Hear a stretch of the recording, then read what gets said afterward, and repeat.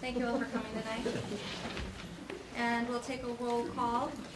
And Jessica King is right here. Jessica Giles is the only one I know not going to be with us. Okay. Jessica's here. Seems like we have an empty seat. Well, we have a vacancy too. Yes, we do have a vacancy. Great. All right, we did receive a copy of the minutes from our meeting that was at the Smith School on November 15th. Hopefully you all had a chance to review that. Are there any corrections that we need to make before I ask for a motion to approve? It says Hampden Academy at the top. I was supposed to say Smith School. Huh. Good point. Good catch. Good point. For the audience, for the sake of you knowing, we're moving our meetings around every month, so please pay attention if you plan to join us. We will be at a new location next week. Yeah. Alan, did you have another one? Yeah, in the first paragraph, it says we met on November 1st At Hampden Hampden Academy. Academy. We really met November 15th at the Smith School. Right. It's that copy and paste that's dangerous. Thank you. Overwrite. Any other corrections we need to make? There was a spelling error in, it says skyling instead of skiing somewhere. Okay, we'll fix that. Skiing, okay. Any other corrections? Wow. All right, can I have a, thank you. Second? Great, all those in favor of the minute? Any abstentions? Scott's abstained? Great, thank you.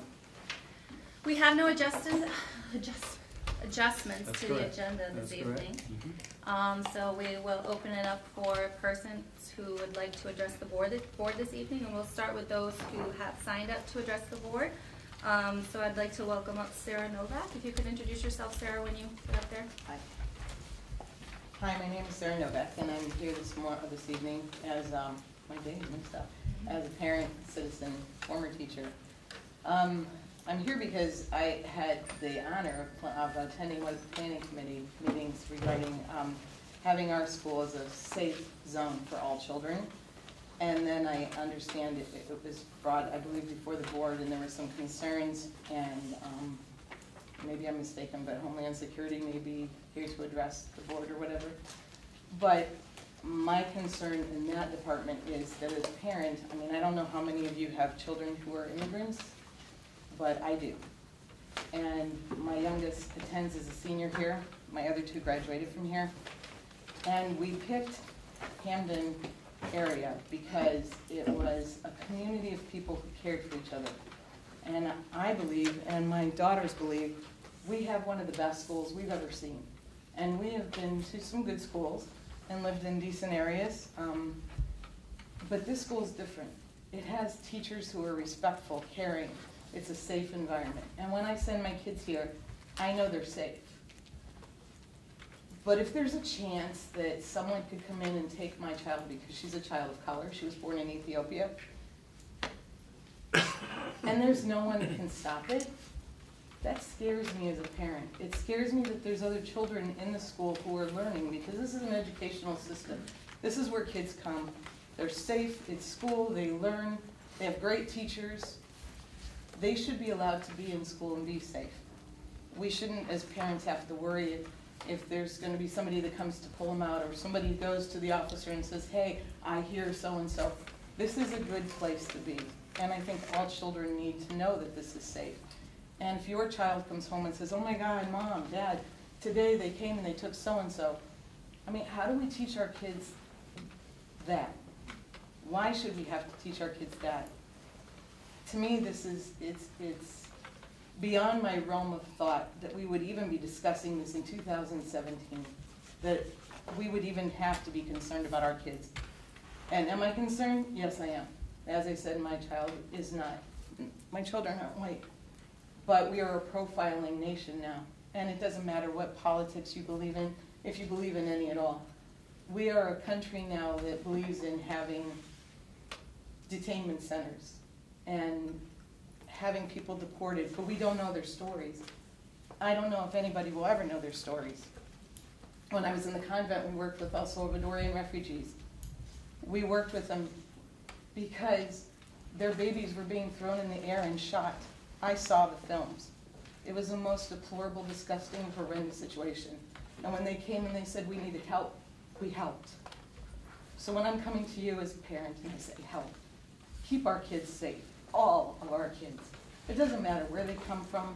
It doesn't matter who they are. They're in our school and they're here to learn. And I'm asking you to think of every child that comes in your buildings and how they depend on us to keep them safe, to educate them and send them out into the world to be the awesome individuals that you produce, that we all as a community produce, because that's what we are. We're a community. Thank you. Thank you, Sarah. Is Kimberly Hamill here? Donna Gilbert? I think it's Donna, if I'm reading it right. And Donna, could you just introduce yourself as to where you are resident? Yes, I will. I'm Donna Gilbert. I have lived in Winterport for 41 years, and I'm very honored to be able to speak here today. I have been working in this school district for almost 40 years, either as a volunteer, substitute teacher, I have been a contracted teacher in this school district, and I've also been an ESL tutor. I have 2 children who have graduated, have gone all the way through this school district, and got an excellent education. I have been proud to be teaching in this school district, to have my children graduate from this school district, and to live in this school district. I am here to speak in favor of the Safe Haven Resolution. Every child in this community has a right to a safe place to receive an education. Children cannot learn when they don't feel safe. All parents need a clear, concrete assurance or assurances that their children's schools are safe. I'd like to share just briefly my experience as an ESL tutor. This was down in the Smith School. A darling, charming 9-year-old girl from Cambodia. She had recently been adopted by a family in Winterport, and I started in February, and she knew very, very little English. And we would go to the library and look at books. We did a lot of different things. And one of the books that she absolutely loved was Bambi. And she fixated on the part where Bambi's mother died in the fire. She would also draw pictures of a house on stilts with flames coming out. And she didn't have enough language to tell me what was going on, but from the pictures I kind of ascertained that maybe she didn't come from the best situation. Then one day I wore this one-piece jumpsuit, kind of canvas colored, and with a belt with a big buckle and pockets. And when she saw me in that outfit, she was like, "Oh, Mrs. Gilbert, oh," and she covered her face, and she just, and what I ascertained was that she thought that it reminded her maybe of military. I do not know, but that's how she reacted to my outfit. And so how does this relate to the resolution? It's more families are moving into our communities from other countries that we don't know how awful the situations were. A lot of children, more children are being adopted from other places. We never know what these families have been through, and the children.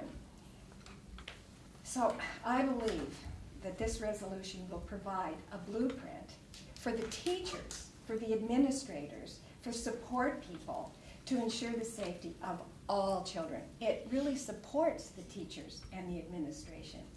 And the most important thing is that I feel that it would protect all children and not just children who come from other countries. Thank you. Thank you, Donna.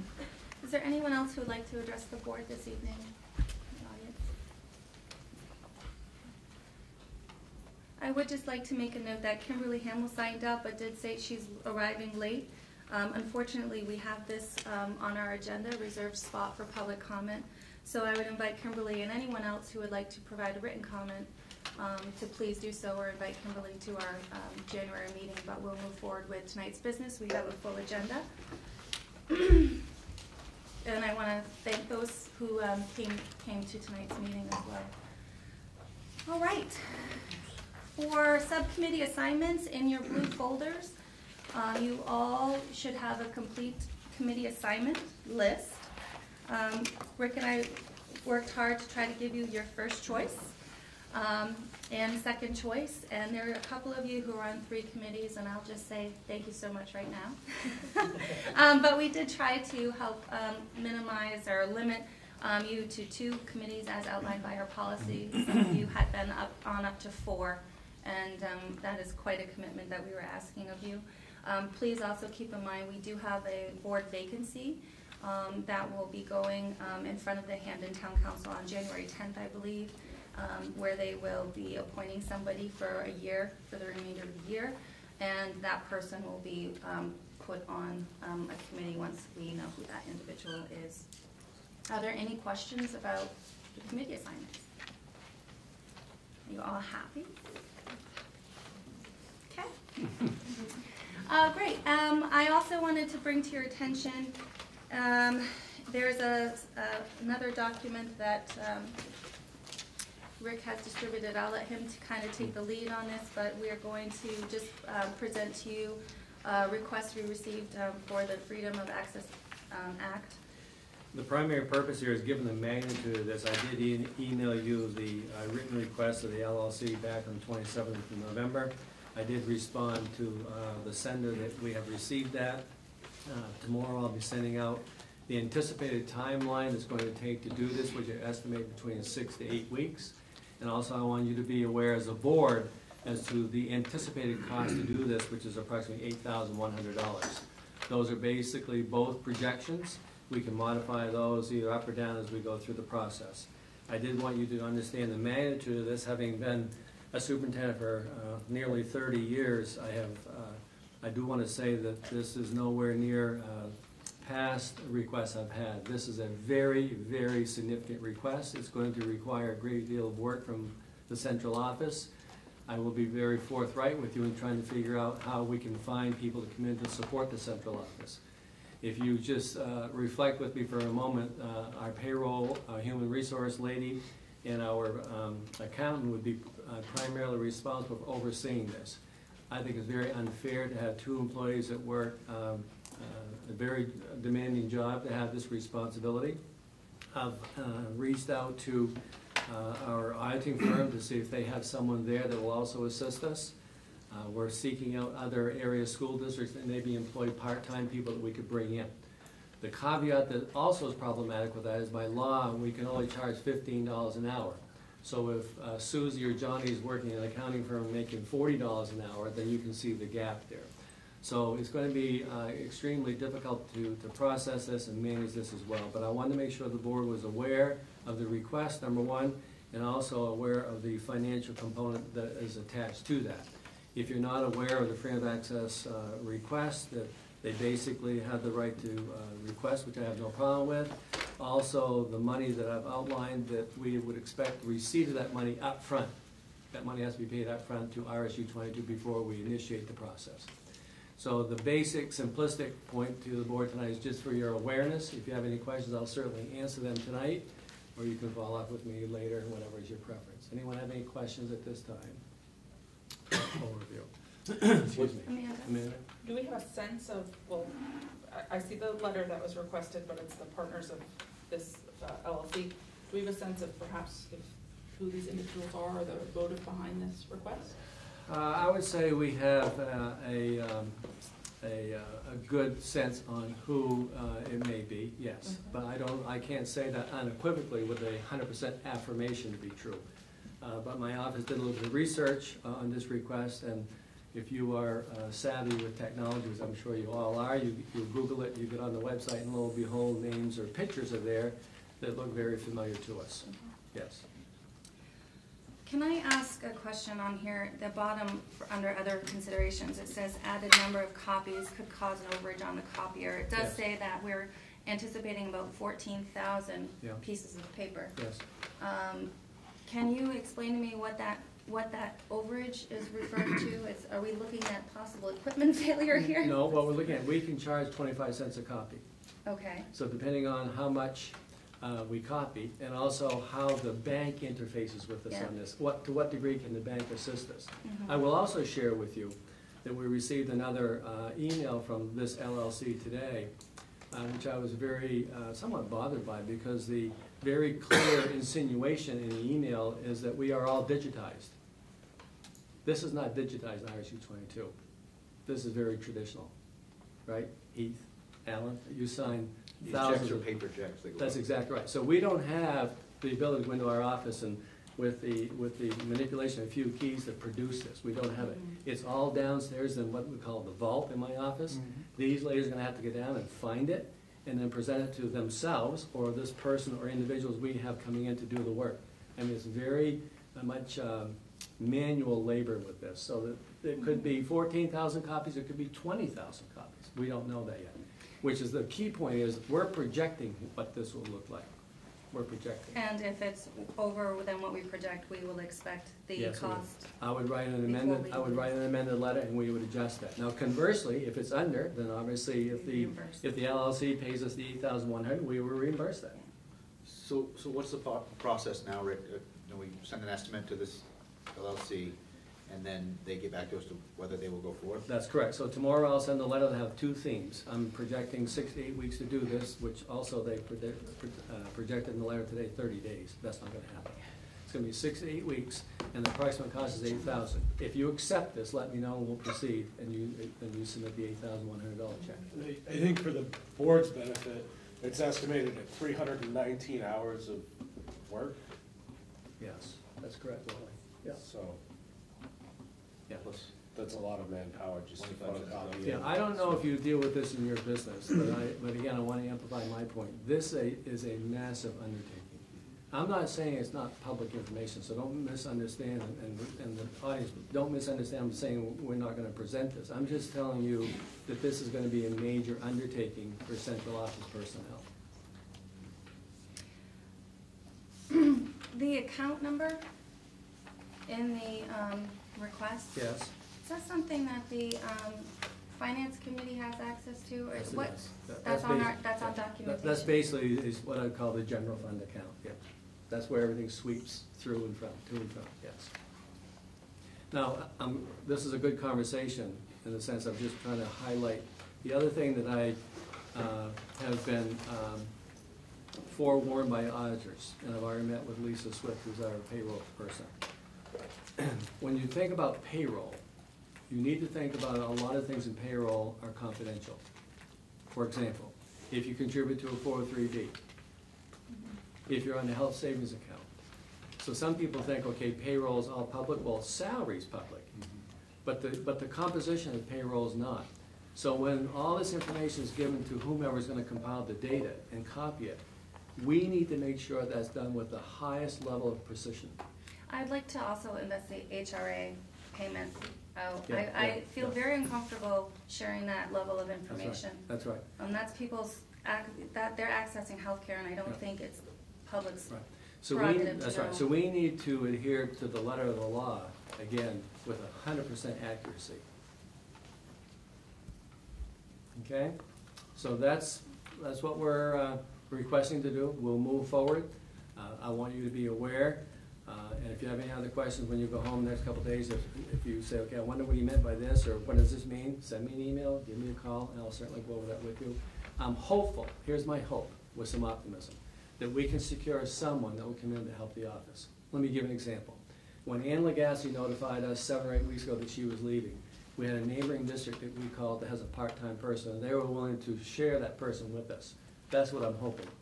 If we don't have that, the 6 to 8 weeks is probably gonna be a conservative figure too. It's Yeah, gonna- because we have the referendum, and Tricia's gonna be heavily involved in that, pulling that Oh, yes. main bond bank application together and so Well, forth. so. I kind of probably put Regan on a little bit of an edge today because I said, Regan, the month of January is going to be very important for us. We're going to start budget process. We have a referendum on February 6th. And oh, by the way, we're starting negotiations in January. Is it within our rights, or do we have any safeguards so that, to ensure that while we do work on this request, we also, it doesn't impact the workings of the district? Are we Yes. allowed to say, I'm sorry, we have workings Yes. of the districts, we Yes, we need to take care someone of asked me on the board, I'm also in conversation with the attorney to guide us on this.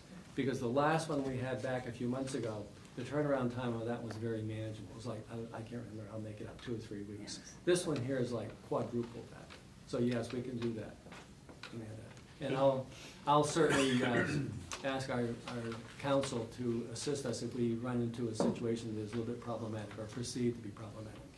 Do we have a time frame that we have to, what I'm trying to ask? No. How far out can we go? No, I'm not aware of, John.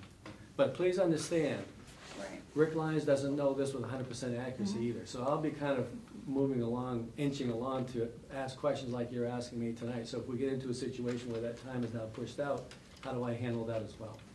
And I think I do want to say that if we push it out too far, I think we can all anticipate that this LLC will publicly state that we are postponing sharing this information. So let me publicly state that we are going to meet this obligation. We have no concerns about it other than the time commitment it requires of our staff. And we are going to make sure that the business of the district takes priority while we meet this requirement. And if that means that there's a delay and it's rather than 8 weeks, it's 12, that's what it's gonna be in order to meet our obligations to our staff and our students. And I'll say that now, so it can be videotaped and replayed. Well said. Okay, thank you. Again, if you have any questions, certainly please get in contact with me. Great. Personnel. We have one nomination this evening, and that is our JV girls basketball coach. I'd like to nominate to the board Chad Bradbury to be the JV coach. Chad has had actually quite an extensive experience here in RSU22, and the stipend for the collective bargaining contract you can see is $4,039.51. I ask for your endorsement, Chad Bradbury, JV girls basketball coach. So moved. Second. Any discussion? Great. All those in favor? Thank you. Great. Okay, now we move down to the reading essential Is Coach behaviors. here? Pardon me? Coach here? No. I saw him earlier at practice, though. He was down with Nick Winchester, but our AD's here. Okay, Jane, you're going to read our statement this evening, please. Education enables all students to learn the skills, acquire the knowledge, and develop the attitudes necessary for them to reach their potential as citizens who can meet the challenges of a changing global society. We believe that all citizens in our communities share the responsibility to educate our children and themselves. We believe that our schools are community support systems and should welcome and encourage all members of our communities to participate. And we believe that our schools will have a supportive and empowering atmosphere for all students and community members. Thank you, Jane. Next item, Principal Moore. I'd like to welcome you up with your presenters. As we all know, Dawn hosted us at the Smith School last month. Now she's here with us this month.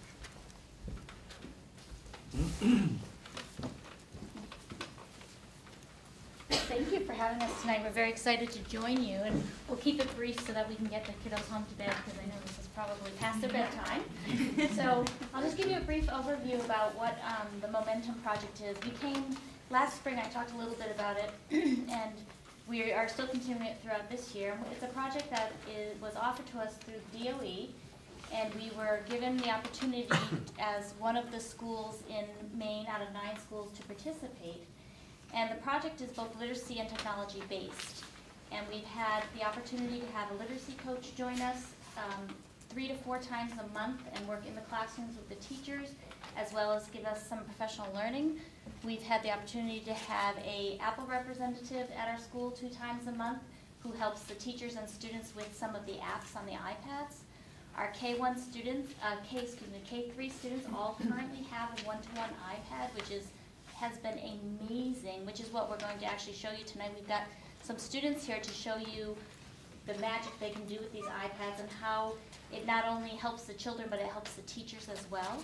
So I'm going to give you this pamphlet, which will explain more, but I'm going to let the teachers come up and introduce the children and get started so that we can get them home in story time and bed.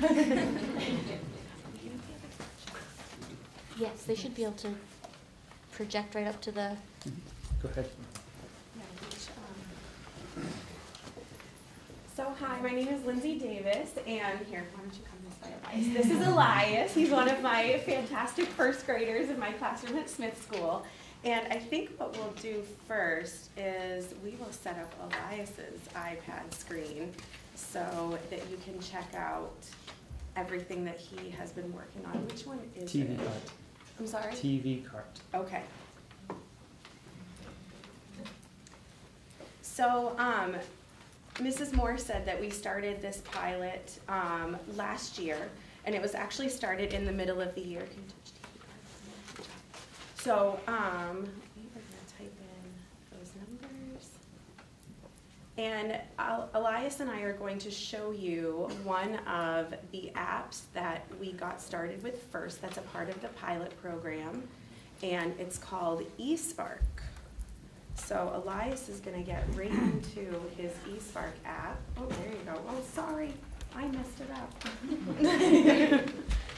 Okay, so go ahead and sign in, Elias. So each of the kids has their own username and password. And each kid goes on a little journey anytime they need to learn something called a quest. And so Elias is scanning you through all of his videos and apps. And let's see, can we bring it back to the front? And why don't you read to everybody what you're learning about? You're going to get a little shy. So he's learning about words and how they're used. And I would say, looking on my teacher dashboard, Elias has completed almost 30 of these since the beginning of the school year. And the way that we get on to our eSpark Quest is by using NOEA data. Kindergartners and first graders are now taking NOEA at Smith School through this pilot. So the teachers are getting the data and the students are working on things that they need to work on. So it's really differentiated for all the kids. So Elias, could you actually hit that arrow button for me? So when we go back, these are some of the things that he is going to eventually be working on. So once he finishes words and their use, there's already a plan for what he's going to go on to next. So can you log out for me? Awesome. Now I want you to show them on your iPad how you get to our morning messages. So after going ahead and seeing the magic of eSpark for all of the kids, in my first grade classroom, the kids are required to use the camera app every morning to go up to our easel, and they take a picture of the morning message every morning, as Elias is so nicely showing you all of our morning messages. And we have 5 words every morning. He's also scanning you through some of our writer's workshop charts there. So this one was from about a month ago. So we have 5 words that we practice every week that are our sight words. So what the kids do, could you actually hit the home button for me? You're going to go into your Photos app. And so they take their picture, they go into the Photos app, and it's hard for you to see. You don't see all the buttons that are on Elias's screen, but he's going to tap through. Can you hit Edit and go into Markup? So if I tell the kids go into Markup, they know exactly what to do. And this is a way for them to edit the picture with a marker. So they get to choose from those drawing tools down below. And every morning the kids go through and circle the words that are in the message. I do my best to try to hide all of our sight words in that message, and they go through and circle. So it's just another way to connect what we're doing in the classroom and enhance something that we do as a class so that the students can do it individually. And they can also send this document to me every morning so that I can check in and make sure that everybody's doing exactly what they need to do. So if you could do that for me. Yep, and then we're going to go to Shobi. So we're going to show you one more app that we really like in our first grade classroom, and this is an app called Shobi. This is a free download, and we use this in our classroom for our reading centers. And Elias is going to show you, this is our center chart. We start with a brand new one every week, and you can see Elias has been working really hard because he's been crossing off the centers that he's already gone to, and he's been to reading group how many times this week? 2. 2 times this week. He's checking it off on the bottom. Go ahead and hit done. And then could you tap where the picture of our poem is for this week? Oh, we're going to show them that in just 1 second. Can you tap the poem? So we always have a brand new poem in first grade every week. So I send the students a copy of our poem. Good job. And then also, one of the other things that we do, we're going to show them some of the direction videos, okay? Elias is going to tap on one of our videos, and these are videos that I take before we start our centers, and I give directions. Make a list of things that elves like to do. So that if I'm working with a reading group and the kids aren't sure what they're supposed to do, or they forgot, or they weren't there because they were working with another teacher, there's no confusion. They have an idea of what they're supposed to do. So this not only has been used as an academic tool, but as a management tool as well. And could you actually tap what we did in reading group? So this week during reading group, we've been learning about, I'm going to have you read, hold on, don't tap it just yet. We have been learning about reading nonfiction. So Elias is going to tap his voice note and share with you what he learned in reading group. Hi, my name is Elias. I'm in first grade. I learned about horses, about they eat hay. So Elias sent this to me, and then I was able to later send something back to him. Hi, Elias. Horses definitely do eat hay. I'm glad that you were able to find out that information from your sneak peek. We'll read some more later, and we'll see what other information we can find out about horses. So I'm able to interact directly with that kid just through a simple voice note on this app.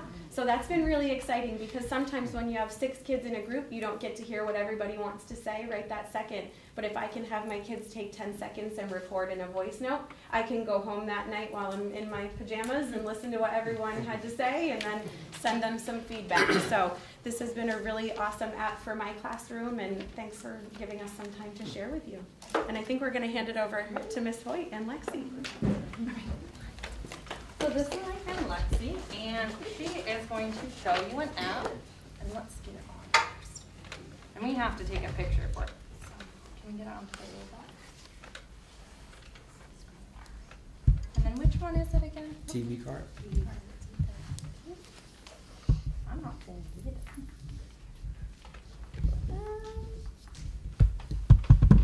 Oh. It's on there, son. Oh, there we go.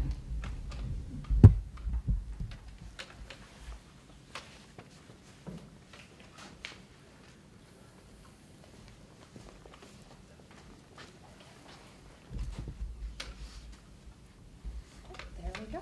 And so we're going to show you and explain everything, and I'm going to let her start, and I'm going to explain it while she's getting that set up. So this is something we've been using a lot in our math groups. And so we do a problem of the day every day, and she's taking you through how she's taking a picture of the problem of the day. And what's really cool about this is that they're all doing this, all 22 of them all at the same time, which is great. And what's awesome about this is that she's going to show you how she solves the problem and then records her thinking after. And that's a really important part. And we've been talking a lot about that in our, when we've been having the learning sessions as teachers about the process behind and the thought process behind and making sure teachers are aware of how their kids are getting to problems. So what are you going to do first? Can you read the question? Jeremiah has 7 coolers. Each cooler contains 8 bottles of sports drink. How many bottles of sports drink does Jeremiah have in all? Solve this problem any way you choose. So we're actually going to get to watch her solve the problem. No pressure. We may have practiced this one, but she was an expert when we did it the first time. Yep.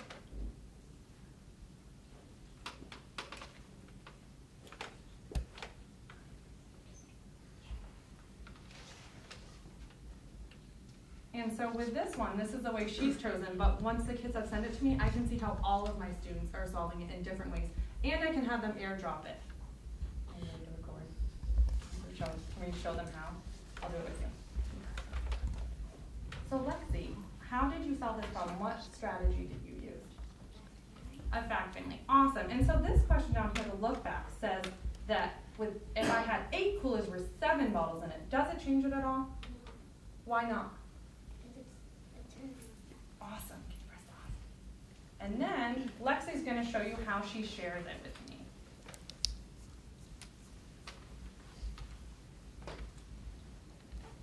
And hopefully, sometimes when we're practicing, I need to make sure that my airdrop's on. Because sometimes if I don't have my airdrop on, they can't send it. Oh, I'm there. And it's preparing and it's sending it to me. So the whole classes can take under 5 or 6 minutes, and I have all of their thought processes on my computer, which is really cool to see. And then we're going to show you one more thing on it. Can you go to Shobi?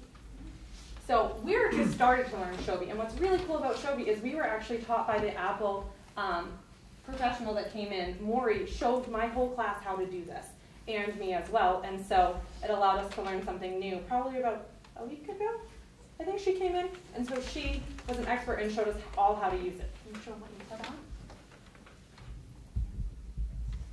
And so this is, what app did we use for this one?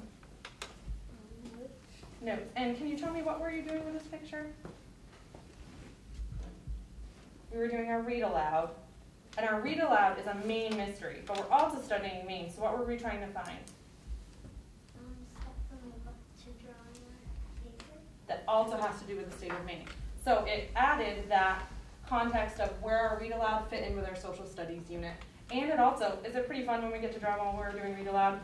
And I like it as a teacher because it also means that everybody's really engaged to what I'm reading and they're really listening because they have some motivation to go along with it. Can you stand up here with me so I don't get nervous when I do the next part? Can you go off your airplane? So I have another example of what a student did. Stop here. Awesome. And so now I have to find it. How did you get it?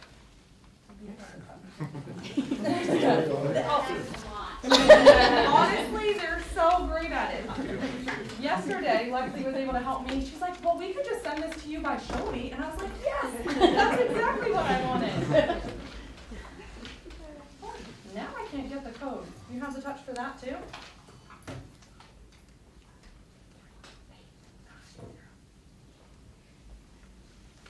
Is it coming? I don't know. You got yours all set up. You were great. 3, 8, 9, 0. Maybe. Huh.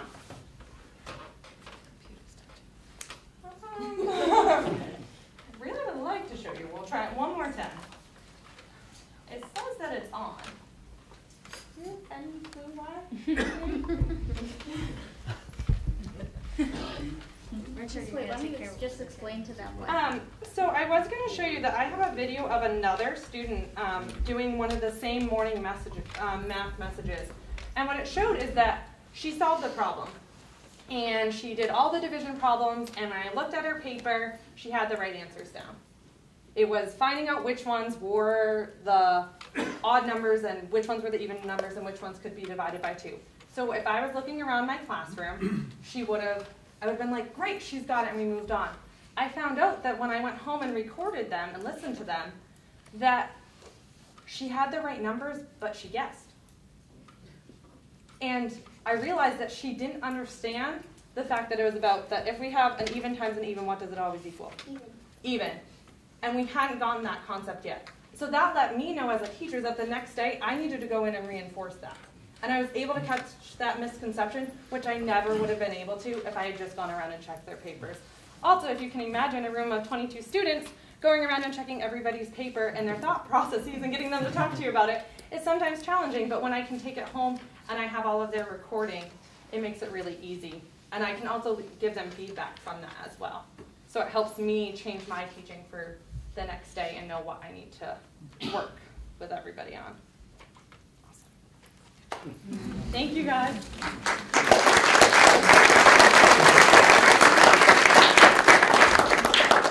So thank you for letting us share, and I'm going to let them go home and get to bed so you can be ready for the morning. I know it's going to come early. Does anyone have questions? Maybe that I have a few other staff members here that can answer for you about momentum, or any questions for me about momentum? It's been a great project. It's going on for 1 more year, and we will hopefully be able to continue many parts of it. Once the project is finished, we'll be able to continue it on.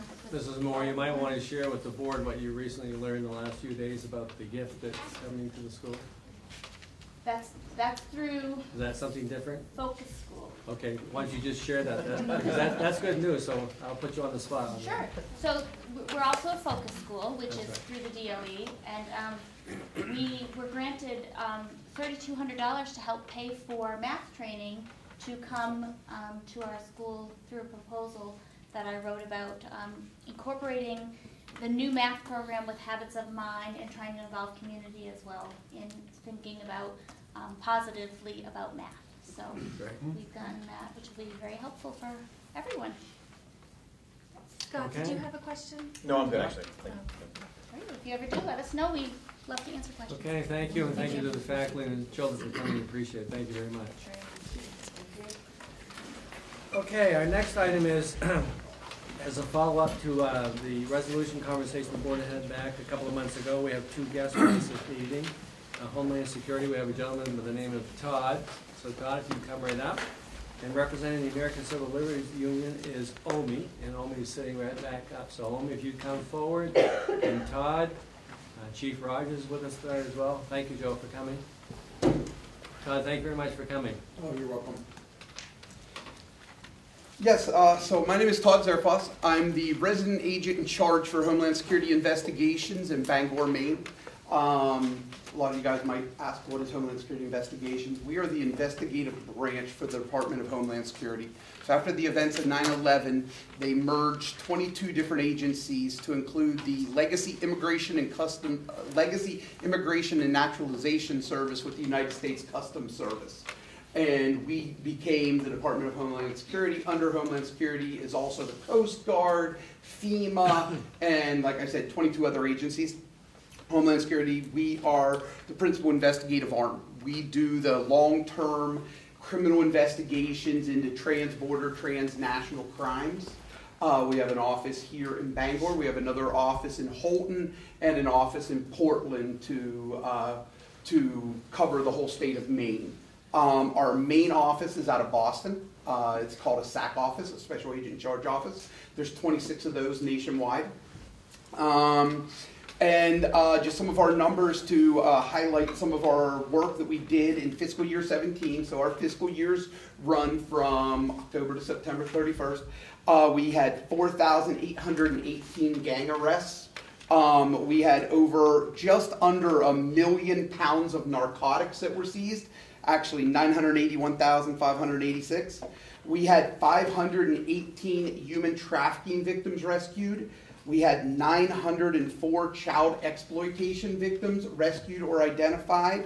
We had 97.6 million in worksite enforcement funds that are fines that were levied against corporations that were hiring illegal aliens and not keeping their paperwork straight. And now recently, and you've all heard the news, fentanyl is a big thing. We had 2,370 pounds of fentanyl that we seized and took off the streets. This is fiscal year 17 numbers. Here locally, the majority of our work is child exploitation. We have some fairly high-profile cases that have gone through the federal court systems recently. And that's where we prioritize a lot of our work is towards the protection of children. I myself I came from Washington, D.C. in our headquarters where I helped set up a program called the iGuardian program. The iGuardian program is set to educate students, teachers, parents, anybody who might have direct access with kids to the safeties of the internet and the dangers of the internet. I've had a chance to I just got transferred up here in July of 2016, and I think I've done 7 presentations throughout the local area so far, 2 different schools, 2 different teachers, the parent-teacher PTOs, and that type of stuff. It's a passion of mine. I think that I love the internet. I love all the aspects of the internet, but We have to be aware of the dangers that are involved with our children using the internet. We have to be aware of what they're doing, and there's no substitution for parenting. We have to be parents. We can be best friends, but we have to be parents first and foremost. It's okay for you to go through and look at your children's contact lists. It's okay for you to look and see where they've been going, what sites they've been visiting, and who they've been communicating with, because you just never can be sure. That's about it. I just appreciate the chance to come up and to identify and introduce myself. I work closely with Chief Rogers on anything that happens in the Hampden area, like I do with all the police forces and with the chief in Bangor and with the chiefs in Old Town and VZ.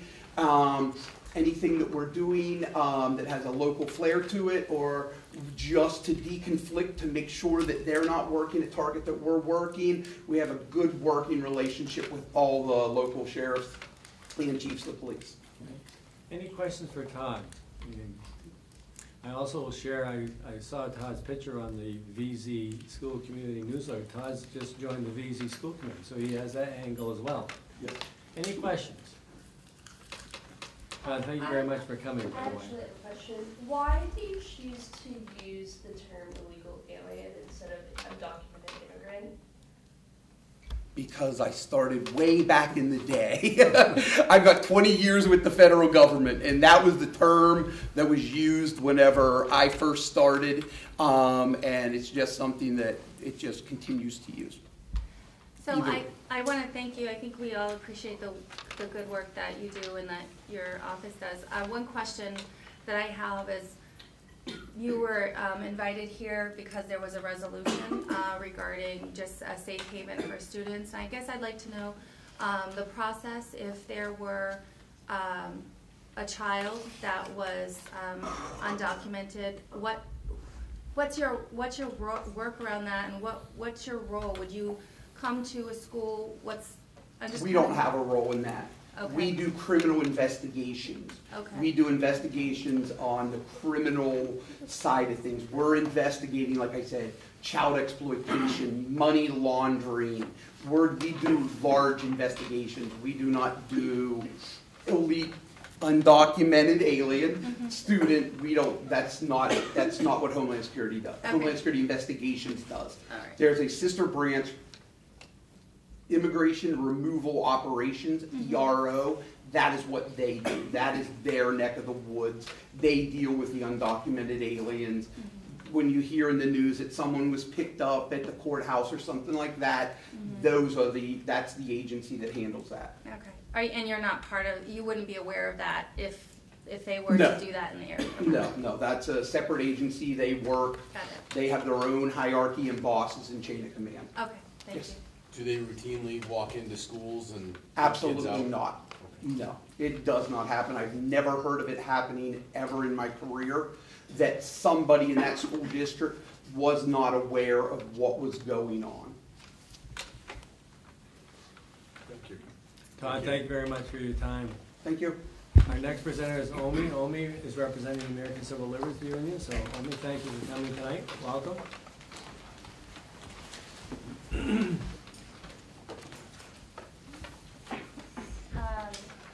you. I have a few copies of my comments. I'm not sure the best way to have them out.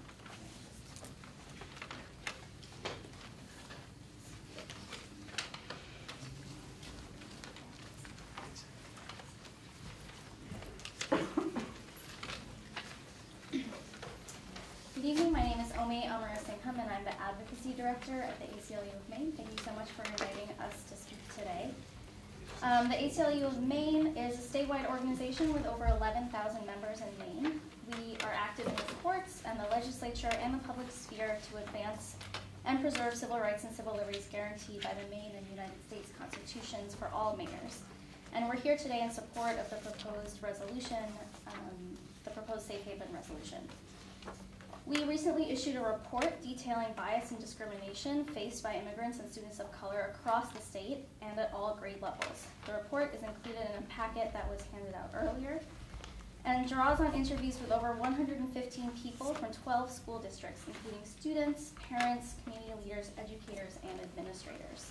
Through these interviews, we found that many students have come to believe that teachers and administrators don't care about bullying or even condone it. The amount of discrimination and harassment that we encountered and the lack of policies to address the problem are a legal crisis.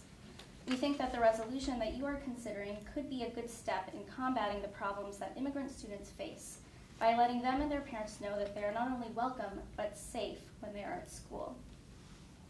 We wholeheartedly agree with your belief statement, and we applaud the district's demonstrated commitment to these values.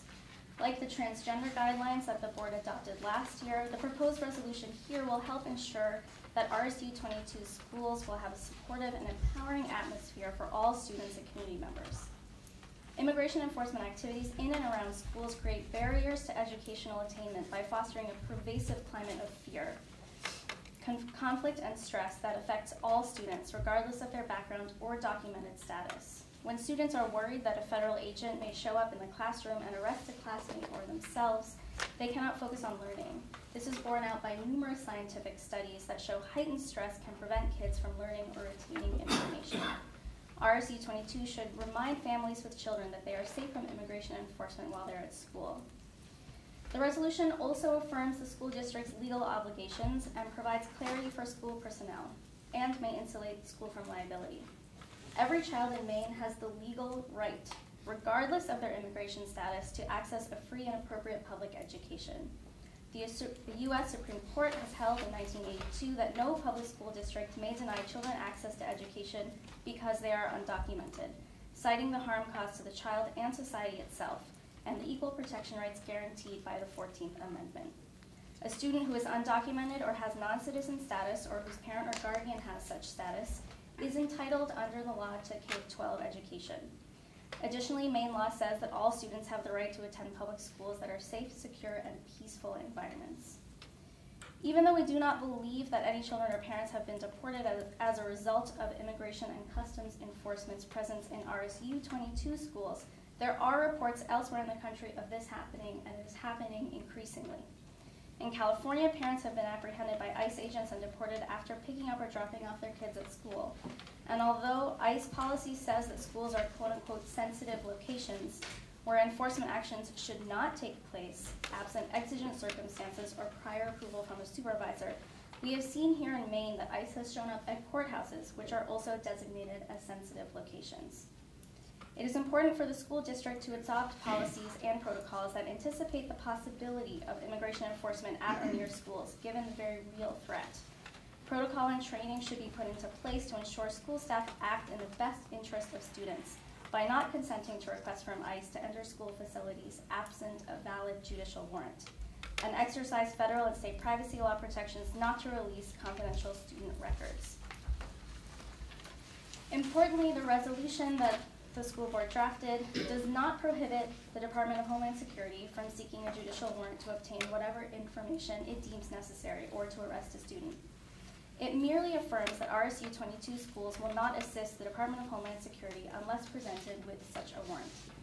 The resolution promises that school employees will not inquire into students' immigration status, that school resources will not be used to assist DHS, and that students' and families' information will remain confidential are entirely legal.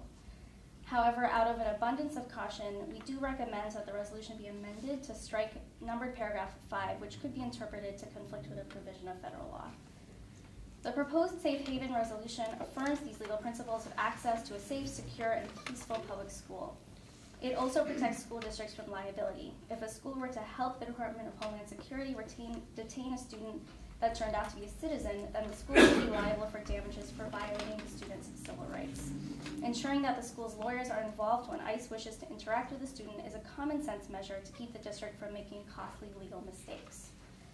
In our work on equity in schools, we have encountered so many resilient young people, determined parents, and caring educators who are committed to improving their schools.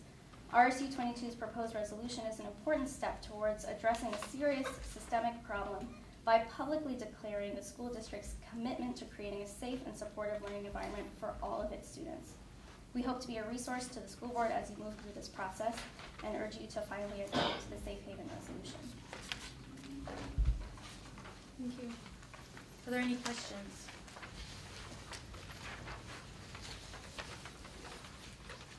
Thank you. Okay, well, Tommy, thank you very much. We appreciate it. Okay. Next item. Lucas. Okay, so on November 28th, I sent an email to all students at Hampden Academy, which contained an optional survey about our district and our school. The first half of the survey was an open-ended format in which students were able to introduce and describe a topic that they thought should be addressed by the board. The second half of the form included 3 prompt questions, which asked for opinions on the condition of HA's athletic facilities, asked students how much they know about the board, and also asked whether they had ever attended a board meeting. So in all, I received 30 responses. The majority of the responses in the first section were centered around students being uncomfortable with the workload they receive on a daily basis, which was to be expected. However, students also expressed a desire for a smoother transition from middle to high school and for more frequent school-wide activities such as pep rallies. So I found that interesting. When asked what students thought about HA's athletic facilities, roughly 15% of people that took the survey expressed a dissatisfaction with the condition. The remaining 85% considered the facilities to be in decent or good condition, which surprised me. When asked what students know about the board of directors, 72% of responders said that they knew nothing at all, and the remaining 28 expressed some knowledge, more or less, about the role of the board of directors. So the final question, 100% of responders answered no when asked if they have ever attended a board meeting, which I was not surprised by. So it's important to keep in mind that these statistics are representative only of students that decided to take the time to fill the survey and are not representative of the school as a whole. So I ask that I have some suggestions for future questions, because I think it would be more valuable to have this as kind of a recurring thing where I ask more questions to the students based on things that are happening in the community at present times and at future times. So if anybody has any suggestions for questions for future forums, I'd like to take them. Okay, thank you, Lucas. Mrs. Nichols.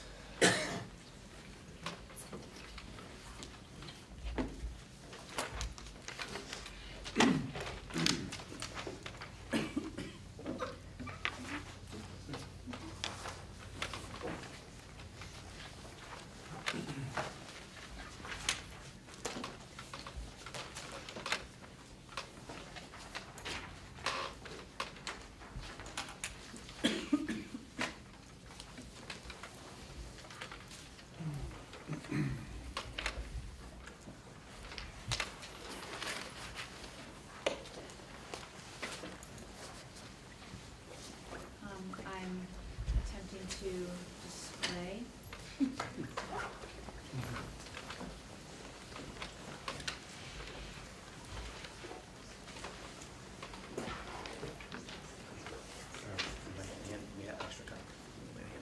Thank you. He's going to display anyway.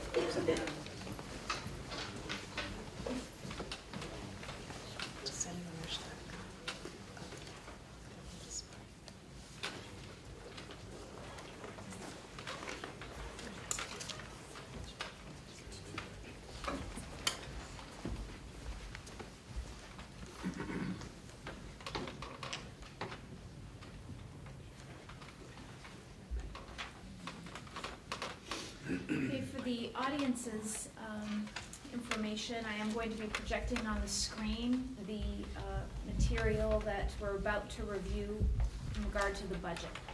So typically at the second meeting of the month, we had always looked at the warrant articles status, and we're going to be moving that now to our meeting at the first of the month. And this will be a review that we will also project so folks can see that from their seats. What this represents are the individual budget articles that we have cost centers from in our budget, and these are also the cost centers that are voted on at our district budget meeting. The form is designed so that you can see the status of the expenditures that are coming from each of these articles thus far in the budget cycle. And the final column on the right is letting you know the percent remaining in each of the warrant articles. What I would reflect to you is that we are on track for expenditures. We are approximately halfway through the school year or approaching that point, and our expenditures are right on track. I will say that the first 4 articles are primarily personnel heavy, and so of course you're going to see that as payroll unfolds through the year, that aligns with the expenditures. As you move down towards Articles 8, 9, and 10, those are looking at functions that are typically outside of payroll. We have transportation, our facilities, and debt service. Debt service is paid in November primarily, with another interest payment coming along in May, so we have almost fully expended that warrant article. Transportation, of course, we're paying down our contract that we have. And then facilities management, we're doing well with that. We expend quite a bit in the summer getting ready for school to open with our projects, but we feel like we are on track there. You'll see in Article 11 there hasn't been expenditure. That is money that we'll be dedicating toward our school nutrition program, but as the school year progresses, the nutrition program is self-funding, and then toward the end of the year we'll know what level of deficit might be incurred because of the way the program is either taken advantage of by folks or not. And so we'll be addressing that at future meetings as we start to expend. Any questions? Okay, thank you. Okay, some other items on the report. I'd like to talk a bit about the multi-purpose field replacement and the timeline. And I'm going to put up another document for the audience to be able to follow along.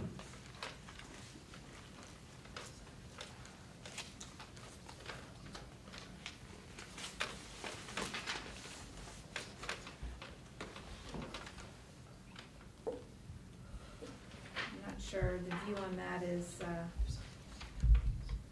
we go. As you know, we've discussed and we've been discussing heavily at athletic committee and building committee, and we have certainly come to the board to let you know that this is in the air. We have reached the place where we would like to formalize moving forward with a proposed replacement of the turf at Hampden Academy. Our timeline in order to do this is dictated quite heavily by the fact we'd like to access the main bond bank's funding stream if the public referendum that we move forward on comes out in the affirmative.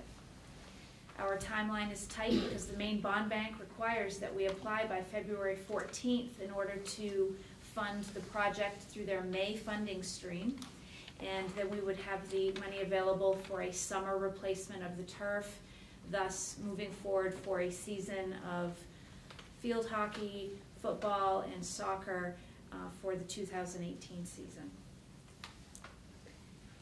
Our timeline is showing you that coming right up this next week, we would be moving forward to have legal start to prepare the ballot referendum documents. We would be asking for printing of those documents because you have 30-day timelines for which you need to be notifying your town offices that you intend to have a referendum. We have taken the time to meet with town managers so that they are well aware of what our proposal is and that we would likely be approaching them about a referendum. And we do have the dates down for your next board meeting on January 3rd to be bringing you the warrants to sign a declaration for a referendum if we're deciding to move forward and you endorse that move. Following that meeting on January 3rd, we would get the notices out to all of the town offices so that they have the 30 days prior in order to prepare for a referendum. We would move for a public hearing on January 17th. And then on Tuesday, February 6th, we would have a referendum day. hoping that Tuesday the 6th comes back in the affirmative. Then we would have to have our application into the Maine Bond Bank by February 14th. And we've already put the word out to the town managers that we would be needing to have their assistance with that process, because we will have to have the municipal information on the application.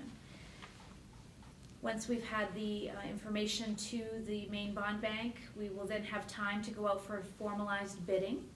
We have certainly talked with vendors about what quotes are for the project, so we had a ballpark figure. And then we would be firming it up with formalized bidding following our bidding policy. And then we're hopeful to have funding in May, so that in July we could start our project.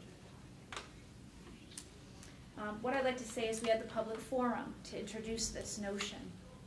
And I would like to reflect to you that we had participation of coaches, we had participation of many board members, thank you for your attendance there, and citizens. And the questions that came up, the comments that came up in the forum are certainly ones that were helpful and informative to us in moving forward, and are available to all of you. The link to our public forum video is on the website, and I would encourage folks to go ahead and view that if they have not already, and we will be getting that out on our Facebook page so that you can see the link there as well. In addition, we have moved forward to investigate project management, because we know that getting a project like this off the ground needs to be done well and professionally, and we want to make sure that we also are getting from vendors the best product we can with the best degree of warranty and follow through following the installation. And we are pleased to say that we've had a visit from a project manager that has had strength and expertise and experiences in installations, and we are hopeful to be reviewing that with the Finance Committee and discuss ways that we can move forward to build that into our budget. What I'd be looking for today is just to have any questions coming to us that are on your mind about that project or the timeline, because it is an aggressive timeline, and to let you know we're working on a communications calendar. So we're making sure that we're getting to stakeholders in an efficient and a means that they can access and feel like they're part of the process. So maybe, Scott, not to put you on the spot, but I do want to inform you tonight, because you're obviously our chair of that committee. I've also altered the date for the distribution of our next Link 22. That'll be going out the last week of January. Okay. So that dovetailing with what you're doing with community relations, hopefully will spearhead that pushing out of information. Yeah, and I know I would appreciate it. I was at the event along with several other board members, and it was a great job that Regan did in terms of getting it really explained simply and well, and Nate did a great job filming it. It's audible, you can see the entire thing, and we're going to share that on the Facebook page. And if you would all please, everybody that has a Facebook page, share it to your Facebook page, invite questions, invite participation from people, because we have a really tight timeline in terms of bringing people's awareness of this up to the point where they're going to come up to vote on it. Scott, you might want to amplify it, because you can do better than I can. Your communication you had today with Peter Bazzini, because he gave you some great ideas as well. Yeah, well, both Peter Bazzini and Matt Medora have given me a ton of different Facebook pages and different outlets that I'll work with to try to get them to share that and move that out around, because there are a lot of different very active pages that are based around the school or based around students at the very least, the recreational programs as well in Hampden, Winterport, and Newburgh and Frankfort. So we're going to try to get this kind of information out through all those channels, because all these people benefit from the use of the field. Peter and I are meeting Monday also, by the way. So. Tony had a question. Do you want to review our contingency plan, even though bond issues like always pass in Maine? If it doesn't pass by the voters, what our plan would be for that field? If the referendum did not pass, we're in a situation where we would need to be very forthright that our field is in a condition, being 14 years old, where the safety of students playing on it is something we need to measure. What we would need to do, first of all, is consider going back for a second referendum try, and try to understand why the community may have chosen not to support the project, and address those issues and come back again. Because it's not a matter of if we replace the turf, it's a matter of when we replace the turf. and our student safety being on it is the most essential feature. And I would absolutely let our community know that we would need to be making that effort happen as soon as possible. So a second referendum, if that were to come to fruition, we would still have an opportunity to access the Maine Bond Bank funding in November, and we might be looking for some interim financing to try to get us to the place where we could reach November's financing from the Maine Bond Bank, but still have a July install, so our students playing next season are certainly safe and have a field that meets their needs. And I'd like to add at this point that Lucas Flanagan is a student athlete and is a student who utilizes the turf in the fall season. And I would love to have some of your perspective around how to get students knowledgeable about this and give them a forum to express, because as you just shared, there are some folks who are thinking our facilities may not be up to snuff. Why is that? Where is that? And how can we ensure their safety while they're playing? So maybe we can get together on that sometime. Okay. Regan, do you also want to share? I'm sorry, Tony, go ahead. And one last point is the non-viability of putting in grass. I mean, that's not an option, correct? Financially, it would be not cost effective. So let's talk about that. For one thing, going to grass is something that would take a considerable effort, considering that grass fields would need to be installed. The turf is able to handle the repeated traffic from multiple sports and be lined and available for such sports. Grass fields will be dedicated to one sport, and so we would need to find a way to have the, number one, space, the funding to install, and then the maintenance costs. And we've done some projections around maintenance costs with a vendor who's helping us to see what that would be. And we're looking at approximately $65,000 a year in field maintenance for 4 fields, where our turf is doing the job in 1. So the investment of the turf is certainly one that seems to be giving us a payback in that regard. The other thing, I'm not an expert in this, but the other thing became very clear from our visitor last week is the foundation, which this field is on, the drainage and so on is impeccable. So we're building on something that has great structure. If you built a home or whatever, you know the foundation is the key part. So I think we're very blessed to have a very strong foundation by which we're working from. And Regan, I loved the answer you gave to the town managers regarding why we chose to opt, because it was a discussion among the athletic committee quite a bit as to which financial option made the most sense for the district, and we opted for the Maine Bond Bank. And I think that that's an important message to get out there. So the Maine Bond Bank has advantages because you are certainly being able to go out with an effort where they are collecting the different projects from around the state, and so the funding that they're being able to give us with interest rates as low as on a 10-year project went out at 2.12%. We're accessing very low interest rates right now. We want to strike while the iron is hot in that regard. And also we have a reduction in fees that we're paying through the Maine Bond Bank, so it really is a good structure to use. Also, we're asking to propose a 10-year bond, so we're not having all of that money necessary up front. We're going to spread the cost over the 10 years, which is the life of the turf. So we think right now we have a golden opportunity with that Maine Bond Bank option.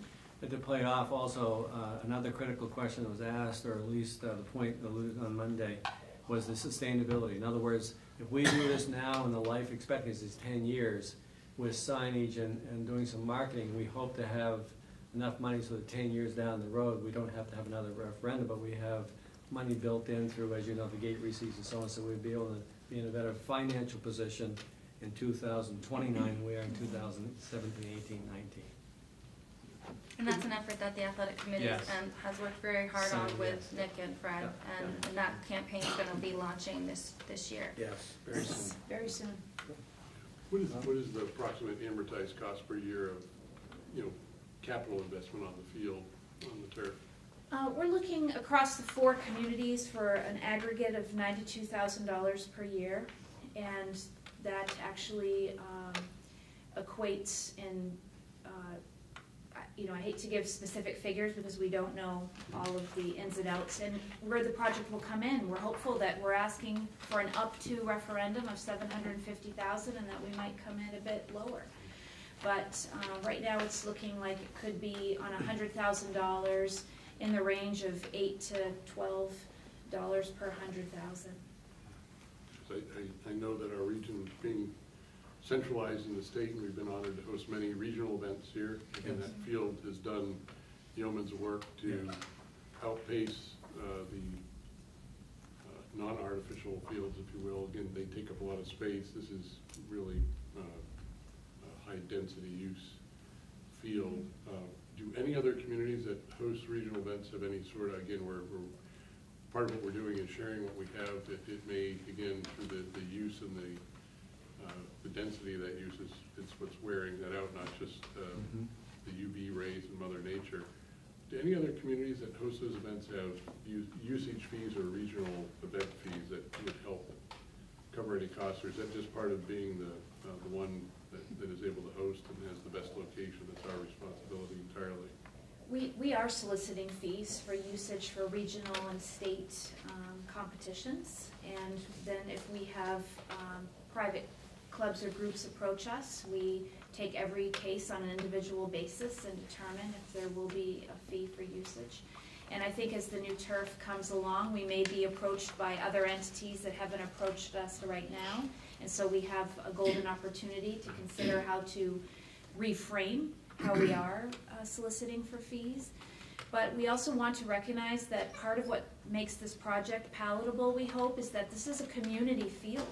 This isn't something that is used exclusively by RSU22. We have many groups that are out on that field on a routine basis, and we want to see that.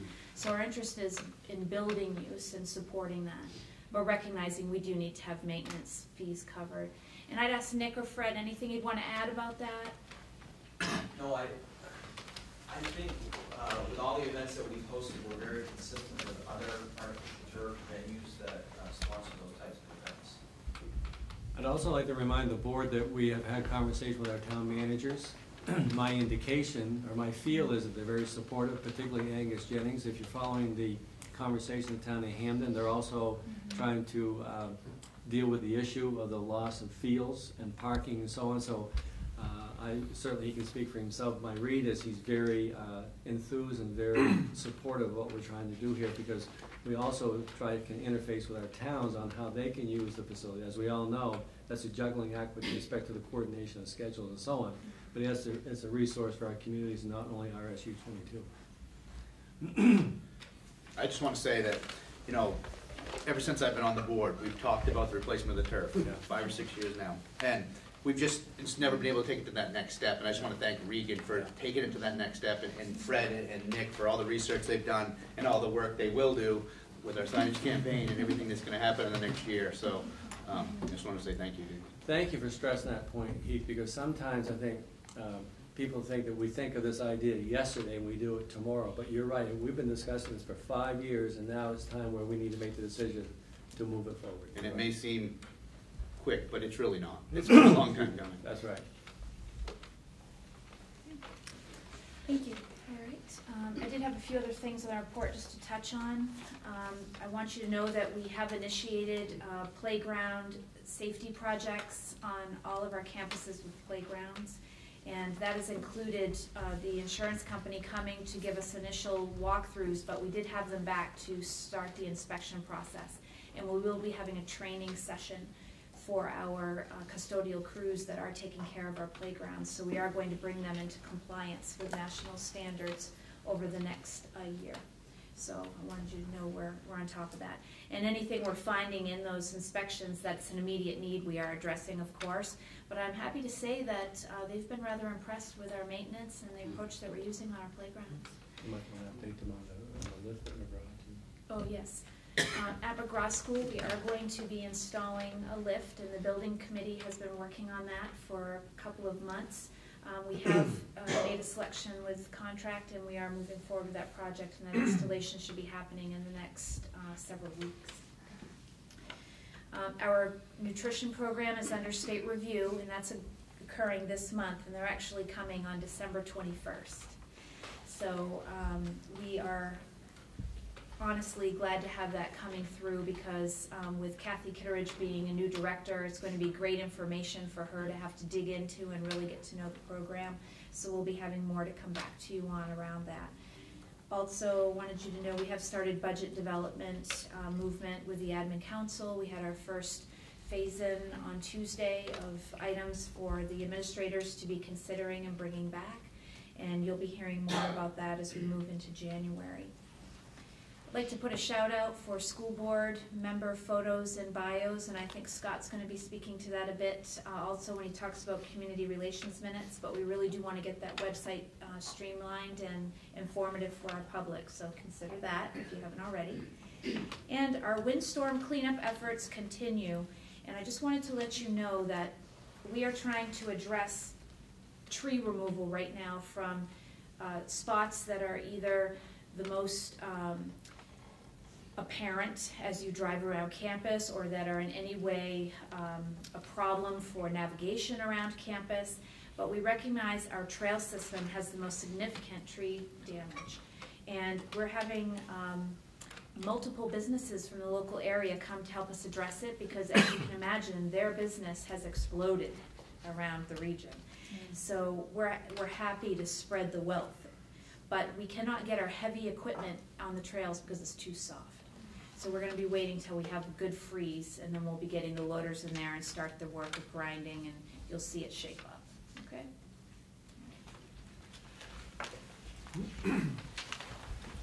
Great. I'm going to open it up for questions of board members.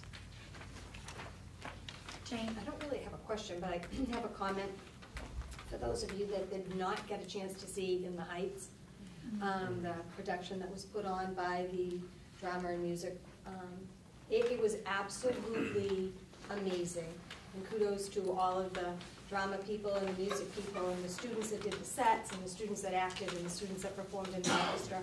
I was blown away. So just a big applause to all of them. It was phenomenal, and we should be very proud that we have the facility that can put on a production like that. And if there's another one, I'll be the first in line to get a ticket. It was amazing. Thank you, Jane. Tony? So we were able to acquire a video of the infamous soccer game with good audio. Yes. Have we posted that on social media anywhere for people to review? Because there are people still skeptical of this whole investigation and the allegations. I mean, there's no denying a video that was taken of the game. Can we share that? Fred, do you have any comment on that? The video of the soccer game that Dr. Liberatore alluded to, has that been posted anywhere? It has not been posted. It is on YouTube. It's on YouTube? All of our games are on YouTube, right? Yes. Yeah. And that was never referenced early on in the investigation? Did No, we just forget that it was on that actually YouTube, came or? late, Tony, if I Oh, it remember. did. That came at the near end, Fred, is that correct? It did. Yes. After- Okay. At the very end, matter of fact, Tony. Okay. Yeah. Yeah. But it's out there and it's, Oh, yes. it's public knowledge, people can watch it. Yes, yes, correct. We Listen to also themselves. made the other school administrators aware of the video so that they could share that with the parents as well. So, and thank you to the administrative team and the board members who took, what was it, 90 minutes or so to watch that very closely with volume turned up. Any other questions of the board? Okay, great. Committee reports, Finance Committee? Most of the information that we went over, we met November 28th. Regan has touched on. We went over the warrant article here. Like I said, the only thing maybe that I'd like to say is we're going to go over our audit December 12th at 3:30. So if anybody would like to sit in on that meeting. I think Regan touched on about everything. Okay. We just talked about a lot of the turf stuff, financing pathways. So. Great, thanks, Steve.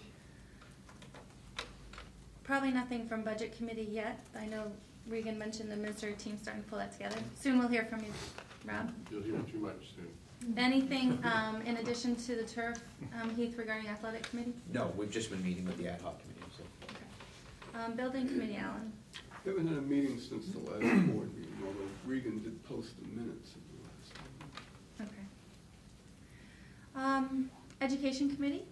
Yep, we met right before this meeting, and it was a pretty full schedule. We started off the meeting hearing from 2 science teachers at Hampden Academy and from Bill, as well as a couple of students. There was a request to add a new environmental class, right, to the curriculum catalog, not the curriculum, excuse me, the course catalog. This would not include any additional necessary, like no additional FTEs. It would just be another option for the students. This would be an extension of the Envirothon, which has been an extracurricular activity over the past several years, but it's there's a lot of academic rigor associated with this extracurricular, so we're looking to offer it as a class to see if people are interested. The other class option was as a result of Danielle Johnson, is she still here? Danielle Johnson went to a conference this summer about coding, and part of the agreement to, it's a free conference that's put on, but part of the agreement for the teachers that go is that they're going to offer a coding class the following year. She did go and let them know that it was probably too late to add it to this year, but we do need to look to adding a coding class for it next year. She's done some short kind of projects and pieces of the course with her students, and they've really enjoyed it and been very engaged. We just talked about the need for this for our students. This is clearly a skill that is not going away anytime soon, and to begin offering it at the high school, but really we need a long-term plan to start pushing this into our lower grades. Adding this course next year is going to take a little more finagling, and ultimately at budget season there may be a possibility that we might need to look at some funding for this, just to put it out there. But again, this is a skill that hits so many different areas, including, in my opinion, the world language piece. But, so we are excited, very enthusiastically, we're excited to go forward with those 2 courses being added. The next thing we talked about, Kelly O'Brien gave a really nice overview. If you guys remember last year at the budget season, there were some questions about the 504 program in our district, and we had made a decision. We didn't add additional funding last year, but made the decision that this year we would really look at some data associated with it and really look at what the need is. Kelly presented us with some numbers. The number of 504s in our district over the past several years has almost doubled. I can get you the real numbers. More than doubled. More than doubled, excuse me. Yes. And while the guidance counselors are able to continue to fulfill the requirement, it is becoming quite a strain. And they aren't just 504 providers, they are also, they have an entire guidance job. So this is something that we're going to continue to look at and start to try and think really creatively. I think there's some perhaps some pressure that could be relieved by finding some additional resources to help with there's a lot of paperwork and organization and planning meetings, but in addition, really, we need to look at the amount of resources that we have going into this and whether it's really meeting the needs, and we'll be meeting the needs next year as we go into budget season. Bill gave a brief update on our educational opportunities for students. We're continuing to move forward, and there are I think it's going to happen a little bit more organically. Students who are interested in doing internships in the next semester. There's a couple who are already interested, and so we're excited to see how that plays out. And that, again, to remind you, will be an opportunity to obtain that educational experience, which is part of the proficiency-based diploma system. And then at the very end, we talked again about the progress report cards in the elementary levels. Mary's been doing a lot of research and problem solving around that. I think the discussion needs to continue about what is the real opinion, or what do people really want out of a report card. I think there are certainly differing opinions. I have some differing opinions than some, but we'll continue to just have those conversations and look at what options we have with the resources that we have available to us. Is there any way, maybe after second quarter, to put out like a survey to parents just to see what their thoughts are and get some feedback on the report cards? I think that might be a good idea. Maybe we could partner with a... Right, we did some surveying at the beginning of the year to talk about, how do people want to get information, those kinds of questions, and we could do, if there was a similar, opportunity. We had a special opportunity at the beginning of the year because so much information gets sent home, but there's probably no reason we can't find some some place where we can actually put that out there. I mean, even if we could just get a link and print it in the package with report cards or something. Right. It may be a good way to get a better sample of what is the opinion. What's the last day of second quarter? Does anybody know off the top of their head? January, What? 28, 29 is. So, okay. I want to be very cognizant of the fact that these Yeah. all require resources though, and we have a certain program that our district has purchased. And we have to probably work within the parameters of what we have available to us right Right. now. So be careful what you ask for, Right. because you might get an opinion we can't meet. Right. But if we have the actual policy of the district as to what they want, then as we begin to pick out maybe our next piece of software, something along those lines. We just want to be upfront with parents that I you think can parents ask, are but quite it aware might they be can't 5 get years exactly till what you they want. Kind of like that Christmas list. Very good report out, Amanda. Thank you. Great work on the committee level. Policy committee, John, do you have anything to report out other than the considerations? Nothing, we met in the minutes of this, so nothing to add to the minutes. Okay. UTC? Meet tomorrow night. I just feel like that happens. Education Foundation or any of the subcommittees, ad hoc substance use? Substance use committee, we met, we've been discussing things that matter that Leonard Middle School in Old Town has been doing. We talked about that idea, and I think we're moving towards doing much smaller scale symposium at the middle schools this year. We're gonna meet again, no longer as the substance use committee, but as a merging with the wellness committee and continuing to work with them. Our next meeting's, I think, in a couple of weeks, I don't remember the date, just to revisit that with the middle school building principals and see where we'll go from there. Well, it sounded like we had a great opportunity with the gentleman that spoke tonight, with social media and maybe. Yeah, that's something. At the middle school level maybe, or. Yeah, he may be a good resource to use as we move forward. Yeah, I have his contact on. I attended one of the earlier events, and I was amazed at the number of folks that showed up for what is clearly a regional, well, it's a national issue, but regionally we've been hit as hard as any. How has that attendance followed through? What are the folks that are attending that substance abuse? We have a lot of different people that have been interested. I still have community members that are asking kind of where are we at and wanting to go to meetings. Brittany asked to merge both wellness and the substance use committee, as they're both looking at really the same thing. There are a few different community members that I'm still keeping informed of where we're at so that they can continue to help. I know there's a couple of HA seniors that I think are still interested in being a part of that. One of them is working, acting, and doing probably 15 different things, in addition to being a senior at HA, so It's pretty good representation, because we've had public safety, health, mental health, students, parents. Yep. I mean, obviously everyone, many of the folks who are there are parents by their own right, but specifically. We have one person who's I talk to at least monthly about the group and what's going on. She's a parent of an HA, 2 HA students and a Weatherby student. We had another community member who was involved until she had some personal things she needed to take care of. Good group, yeah. We also, Wally, have received the most recent data on our Maine Integrated Youth Health Survey we give every other year. Brittany will be presenting that to the board at our February meeting. February 2017. They took it in February 2017, right? Yes, that's correct. She'll present in February 2018. Yeah, it's always very delayed. She talked briefly about the data she was starting to go through. At that point, I think she had just finished looking through it and hadn't yet presented to you. Yeah, we looked at it last week. Great.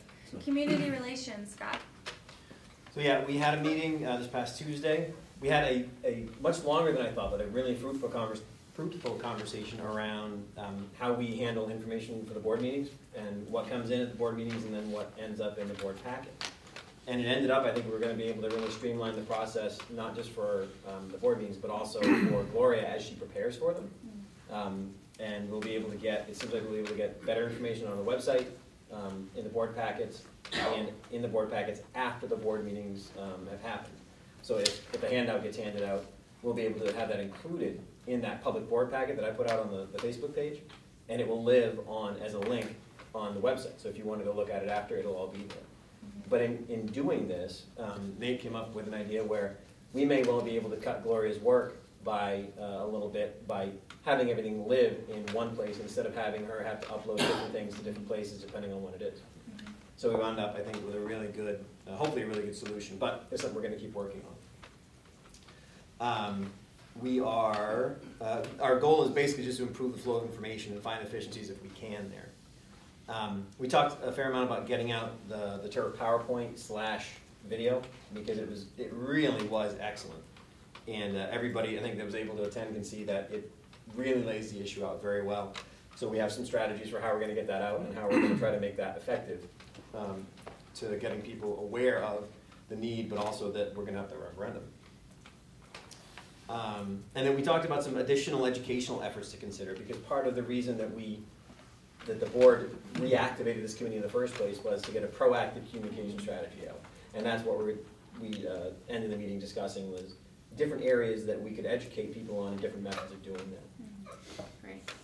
Rick, do you want to talk a little bit about the Link 22 possibilities for the towns too that you offered? Yes, thank you. Matter of fact, I talked to the town manager in Newburgh today.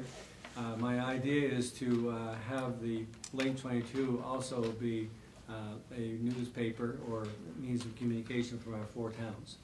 And David Wallstein has indicated that we can offer that each town can purchase a page on the Link 22 for a cost of $250 and 4 publications. I hope there's some optimism all 4 towns would be participants, so we have the Link 22 and the 4 municipalities have that means of communication every 3 months. We send out about 6,500 copies of Link 22 on our website, so it's a great means of communication. I would say when I offered that to Angus, I haven't come back to him yet, but he was very excited about that potential and that possibility. So that conversation's happening as well. And maybe, Alan, maybe you could help me with Frankfurt to see if they'd be interested. I'll try to track them down, but if you see people there. So basically, the Link 22 usually is 12 to 16 pages. We can go from 16 to 20. And again, to state the obvious, Link 22 for our 6 schools, but then our 4 towns also have a message. And David Wallstead will be working hand in glove with the 4 towns like he does the school district as well. Would that be $250 per issue, or is that $250 for the year? Per issue. Per issue. Or the other thing that David offered them, you can have a half a page for $125. So there you go. And I had one last thing that Yes. I forgot. I apologize. So yes, as Regan mentioned, we do not have a complete board page yet. We have 4 board members who do not have biography pieces, although one member is very new, so it's totally He's understandable. excused. And then 1 does not have a photo because I received a photo during this meeting. That was good. Will that be acceptable to you? I think so. Excellent. Not to call any I wasn't going to name any names. I can take the heat. We'll also need to update the committee lists on the website too. Yes. Nate. So get to it. Next January, we're gonna start calling out people, right, Scott? That's right. We'll be naming names, putting them up on Facebook, as not having a face. Have you seen this person? Just the avatar. That's right. The avatar. All right, very good, thank you. We'll move into policy considerations, and I'll hand it over to John. Okay, we have 2 policies for consideration for first reading. The first one is BEA, regular board meetings. And this is just an update to reflect the change in frequency of board meetings to monthly on the first Wednesday of the month. So looking for a motion for approval of the first reading. Second. Great, any discussion around that policy, and your BEA, right? You're not Yes. doing this, okay. Just a couple typos. I noticed second paragraph, shouldn't say Wednesdays, it should be Wednesday, and then falls on, absolutely. So you're amending the motion to reflect those Yes, please. adjustments on the policy? Second reading. And if who made the original motion? Yeah, Tony, or if Yeah, you're agreeable I'm with that, good we with won't that. have to vote on that amendment, okay. Any other? Okay, great. All those in favor? Any opposed? Good. Motion passes. Next, John. Second one is on admission of homeless students, JFABD. This is a large update recommended by the MSMA. Pretty much a more in-depth policy than our current one in terms of defining and enrolling homeless students. Gives a clearer policy that ensures that students have been identified as homeless, receive the same educational services and opportunities as all the students in the district. So looking for a motion So moved. for first reading. Second. We'll give that second to Rob. Yeah. Is there any discussion around the motion to approve for first reading? I just want to point out that the Behavior Review Committee met, I think, last year, and this was a huge point of contention with that issue. I think that the new policy will really help articulate the definitions and such. Yeah, because the big issue on that was around the definition. Right. That's correct, that's correct. We've had one issue come up in the recent years, Yes. 3 years ago, where we had a student who was questioned whether they were, Yeah. what was the bill, the law? McKinney Vento law. Yeah, that one. Did that get resolved? Yes, it did.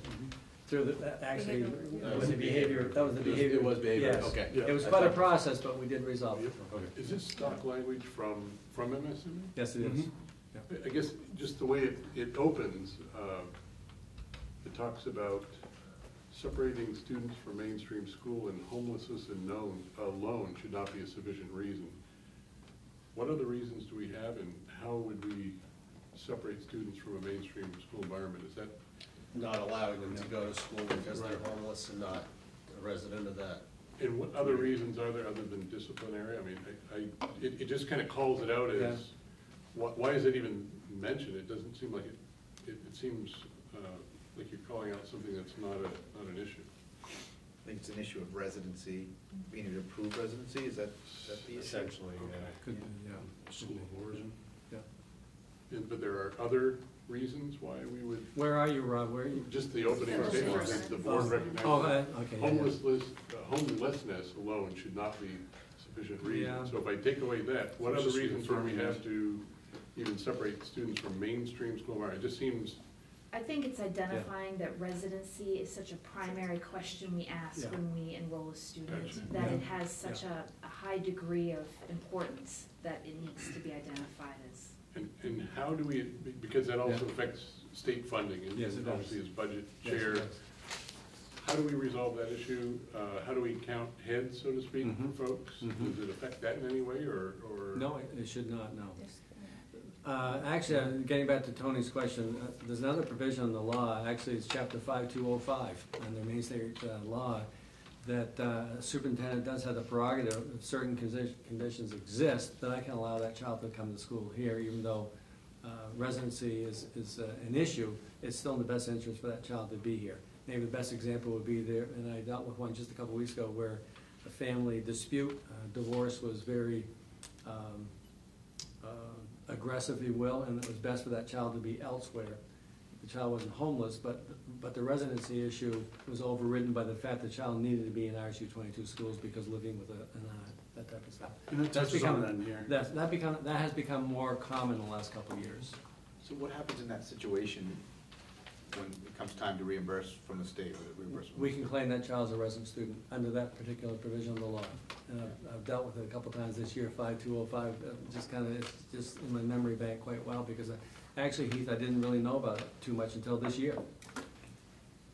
So going back to, is there any discussion specific to the motion? I guess I haven't heard an answer to what the other reasons might be. That does the term alone even need to be in the sentence, or is that, it doesn't make sense why, if it's the only reason, then you wouldn't say homeless. Just take the word alone out. If there are other reasons, then I understand.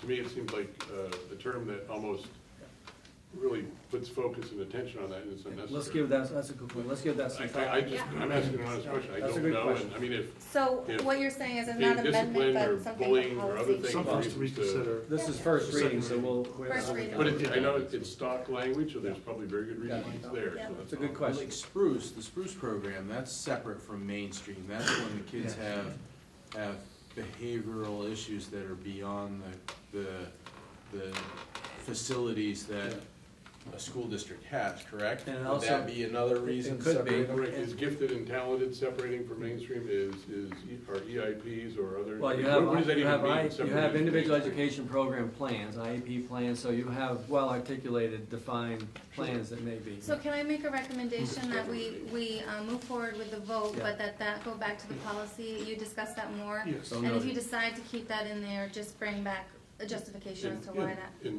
Specifically not looking for a change, just to understand what Yeah. separating Yeah. from mainstream means, because Yeah. it doesn't seem like it's relevant in our district that I'll take it happens, so. It seems like it's a reaffirming statement, but. But reaffirming, Okay. it's We can- almost calling Is there attention to any- something that doesn't exist. Is there any other discussion about this before we move forward for the vote, for first Yeah. reading of this policy? Good question. Great. All those in favor of first reading? Any opposed? Great, motion passes. Yeah, thank you. So it's going back to the policy for Yes, ma'am. further discussion. Thank you. All right, we have a presentation. Yes, we do. This is a follow-up from a previous board meeting where there was a desire from the board to hear more from Mary about the new law, every ESSA, that replaced No Child Left Behind. May I kick you off? Oh, I will just get off. Yeah, that's nice that she just did. Every Student Succeeds Act used to be the old No Child Left Behind, if you remember that NCLB acronym years ago. You remember that, Jane? No. She remembers the phone, apparently. Oh, yeah. Not my favorite.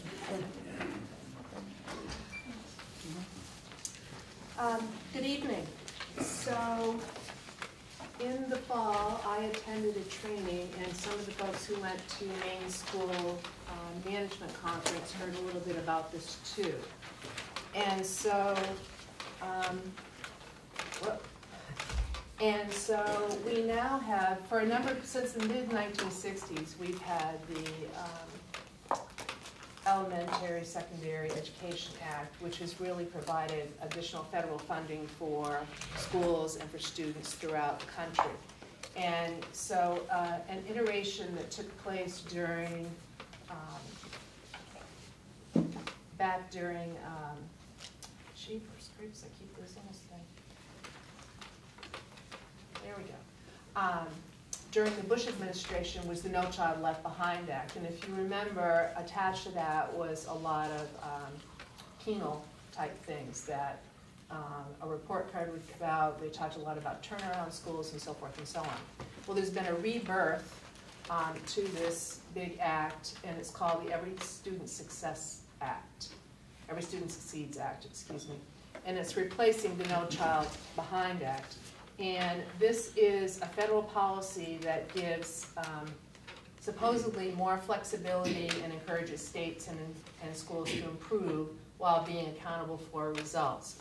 So it's a bit of a shift in thinking. And one of the things that we're having to do is every school system, every school in the state of Maine who accepts any federal funds, which would include RSU22, must participate in doing some of the paperwork that goes along with this. And so what we're needing to do is complete what's called a comprehensive needs assessment in preparation for moving into the next school year. And that as we complete this, it will help give us some direction of where that federal funding goes. So as you know right now, what's called our Title I funding, which is primarily for students who struggle in reading and math, and it's based on the free and reduced lunch counts and so forth. We have programs that are very solid, active, engaging in our 2 Winterport schools. We also receive professional development money, which is under another category in the federal funding called Title II, And we also got a small, this year, they're reintroducing another funding line, Title IV, which every school system who gets federal money in the state of Maine got just shy of $10,000. In order to do this comprehensive needs assessment, it's requiring a full year to get the progress and process underway, and we have begun that work. It's a reflection of the school's current state practices and functionality, as well as the district's. So as we're building these for each school, I'm building one that's even bigger for the entire school district.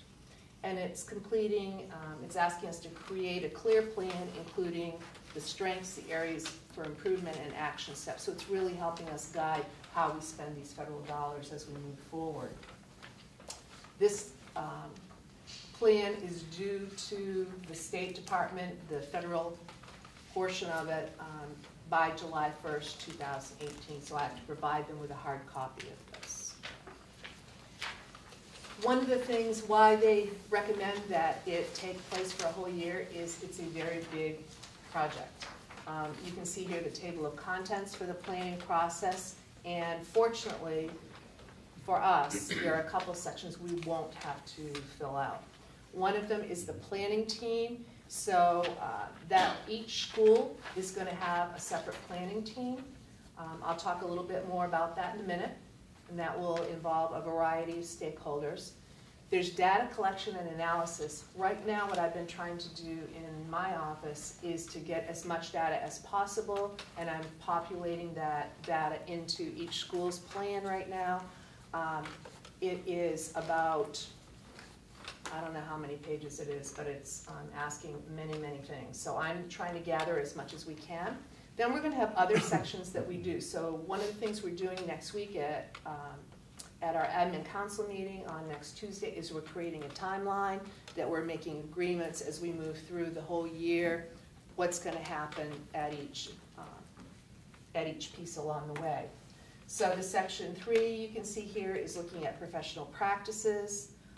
We'll be looking at personnel policy and procedures. We'll be looking at family and community engagement, accountability. Section 7 we're not going to have to do.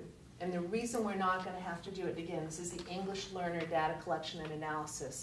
We have such a small number of students who do not speak English as their first language. We will be below the expected number where we will have to do that amount of work. That would have required a fair amount of reviewing and going through the same information we would have had earlier in the report, so that's going to reduce the section. We'll be talking about coordination of all the efforts and all the work that goes into this, the evaluation and reevaluation, and then the fiscal requirements. The thing with the Section 10 that's a bit different is it's only as if you are what's called a Title I school and you go to a school-wide project. We do not do that here in RSU22 at both of our Title I schools. We use what's called a targeted assistant program.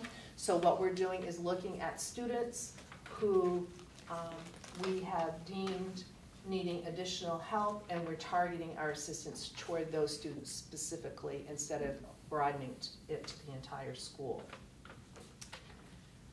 The planning team and potential members that we may have, and this is where some of you folks and some of our community members will come in a while. We'll be looking for a parent rep on each of our leadership teams, a teacher. Title I staff will be for each of the 2 Title I schools, school administration. Likely most of the school counselors will be on these teams, a community member, a homeless liaison. We were talking about that a few minutes ago. One of the things as I've been working on statistics is we've had very, very, very few homeless students here. So that's just a point to add to the last piece. We will not have to have an English language teacher because we do not have the number that would meet that threshold. I will have to be on every single one of them, and some of the other central office people may or may not, but because I'm the Title I director and I'm the district assessment coordinator and everything, I will have to be on all teams. And that's that crowd.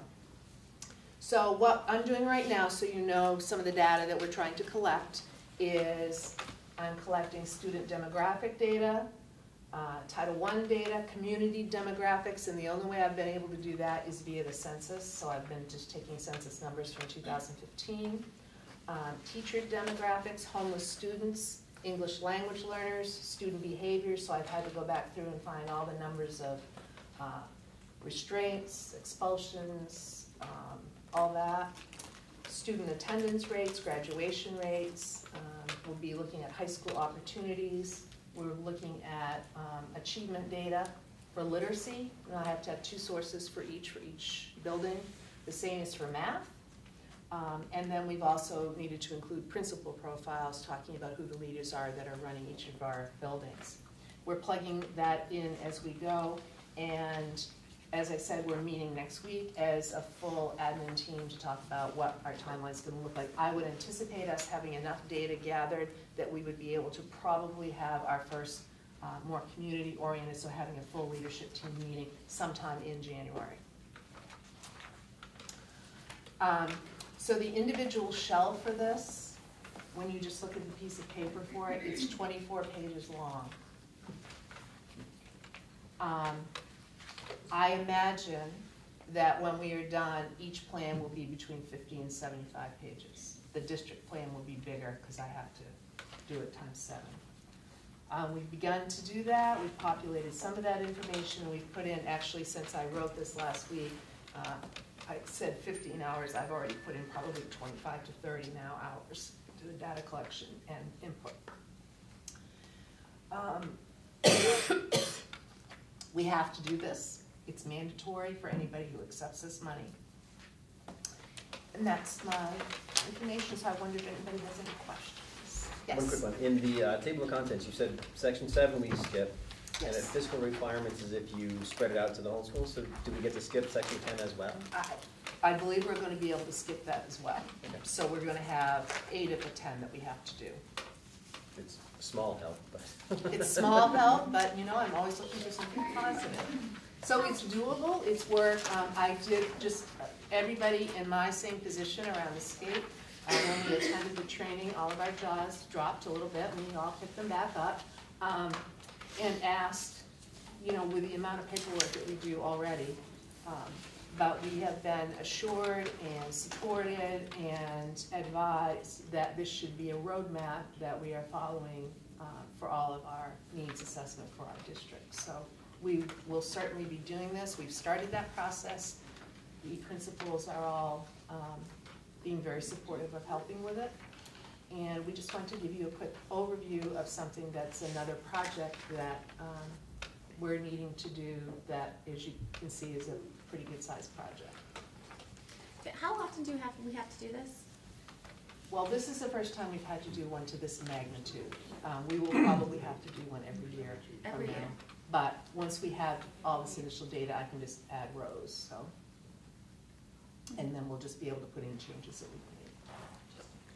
So the lion's share of the work will be this year. And is there we had just had 2 schools go through accreditation visits. We may have some of the data from that we Okay. can pull to put in. Just seems like there's a lot of duplicative efforts, Well, possibly. right, people, yeah. Maybe. So I'm trying to think positively. Absolutely. Any other questions? Well, thank you for your time. Thank you, Mary. Thank you. All right, discuss and act on representative for UTC. We are required to act on this position on an annual basis, so I recommend that we reappoint Alan to continue on the UTC board. So moved. Second.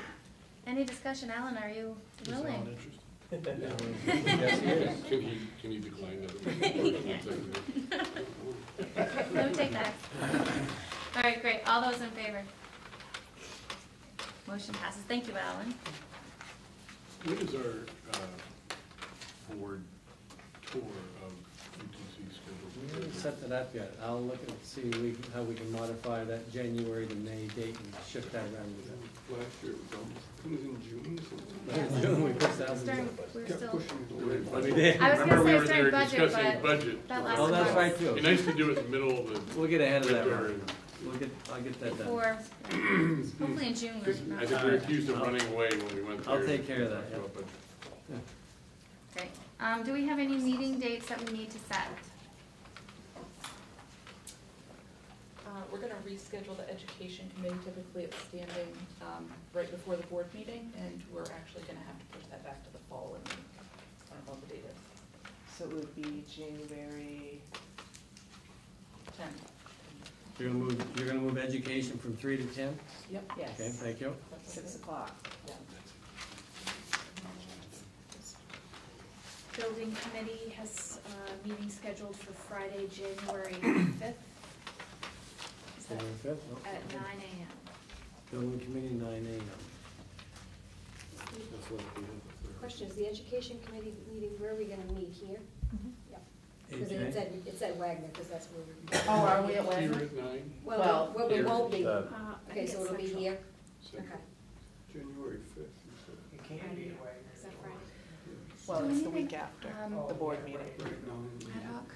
The 3rd, we've already, Athletic. I'm sorry. sorry, if that's gonna work, is that still gonna work? Can you say that again? 3rd of January. Athletic? Yes. Ad hoc, Pro- right. Ad hoc. Oh, ad hoc, okay, yes, yeah. At 6? 5:30. Wagner? 5:30 at Wagner. 5:30 at Oh, it's up, that's right. Okay, athletic ad hoc, 5:30 at Wagner, preceding the board meeting. The ed committee goes to the 10th here at Hampden Academy, and building committee at 9 a.m. at the superintendent's on the 5th. The wellness committee, though it's not a board committee, but Yes. if anyone has an interest, we'll be continuing the conversation on December 18th at 3:30 here at HA.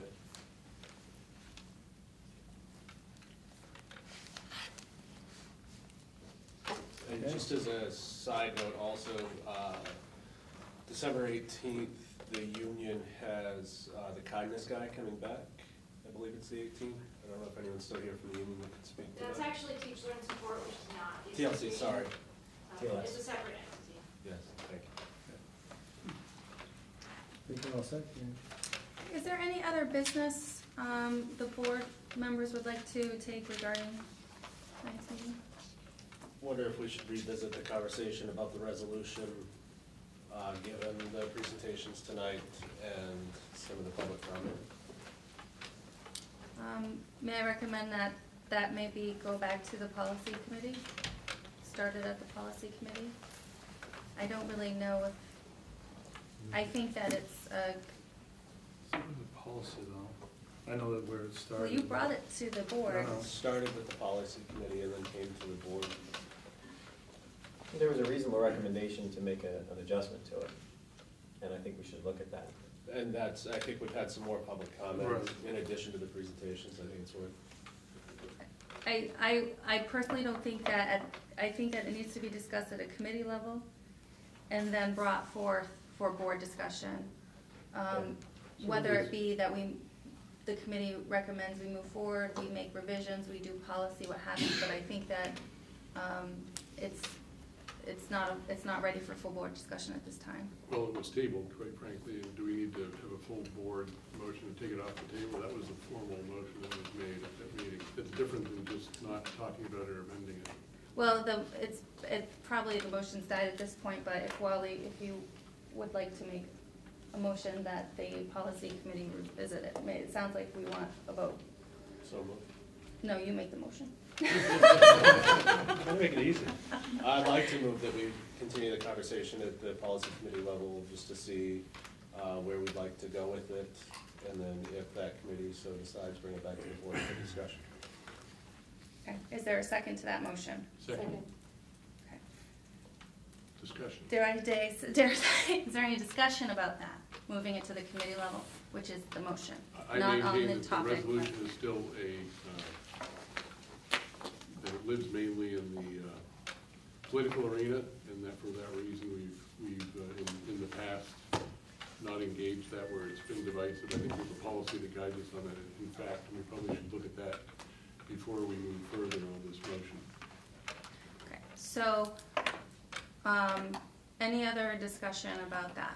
My suggestion would be to the policy committee, you know, to make sure that it's for all children and it's you know, centered at all children, not any one group. I'd be more comfortable with it if it was. I think there's some ways we can take in the feedback and do something that really focuses on the safety of our students, but I would welcome the board policy committee to explore this so that we can bring it back and potentially feel comfortable. We'll look at existing policies that may align to this theme and see what we can do with those. Right, because it was a resolution. We Yes, had yeah. talked about possible Yes, policy yeah, on it. that's correct, yeah. Because the resolution is not a policy, it's non-binding. That's correct. No legal Correct. teeth to it, it's just a statement. That's correct. Okay. So we have a motion, we have a second to move this to the policy committee. And so I'll ask for all those in favor of that motion to show a hand, please. Anyone opposed, please show your hands. So we have Tony, Rob, and Alan. And are there any abstentions? So motion passes. It will go back to the policy committee for further discussion. I will encourage folks to attend the policy committee when that's on the agenda, so we can have that meaningful discussion at the committee level. Not that we wouldn't have meaningful discussion at the board level, but it certainly helps to have that meat of that discussion at the committee level when they're drafting, whether it be a resolution or policy. So, great. Any other business? If not, I'll ask for a motion to adjourn. Great. All those in favor? Thank you very much.